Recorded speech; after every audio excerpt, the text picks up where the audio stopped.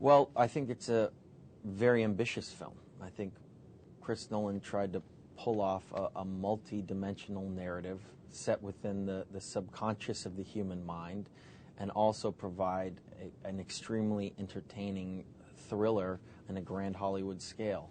But also, you know, and you're dealing with surreal worlds here. You're dealing with surreal worlds and, you know, almost an existential film at times. But at the same time, you're very deeply rooted in these characters' journeys to come to terms with the truth of their past and accomplish this underlying goal that they have. And my goal in the movie is to get back home to my family. I mean, I'm in the black market of the dream world. My job is to infiltrate people's minds, extract information, and here we are trying to pull off this grand scale idea of planting something in somebody's mind. So I'm assembling a team of people to do that, and I think the audience is with all these characters on that journey. They're experiencing these experiences with them for the first time, and that's what Chris Nolan managed to do in a plot structure that makes it engaging for an audience.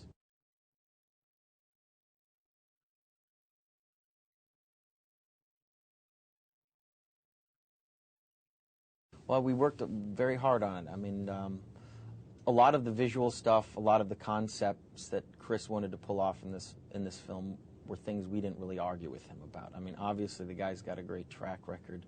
He's done amazing work in the past. He's pulled off concepts like this and made them digestible for an audience.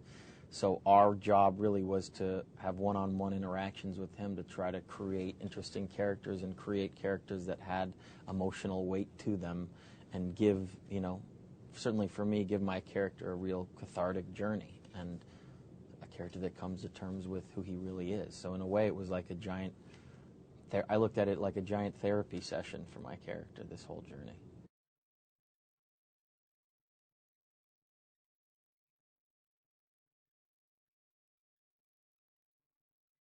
I think it's very difficult to put an exact science on in the dream world. I think obviously there are things that we repress in our emotions, thoughts that we have in life, concepts, you know, fears that submerge during that state of dreaming, that unconscious world. And to put an exact, you know, science on it is very difficult. And I tried to do the traditional sort of approach to this movie where I was, you know, reading up on dream analysis and the meanings of it. And at the end of the day, this is a very specific dream world that's in the mind of Chris Nolan. So all the research came from the creative talks with him and had to be looked at in a different way.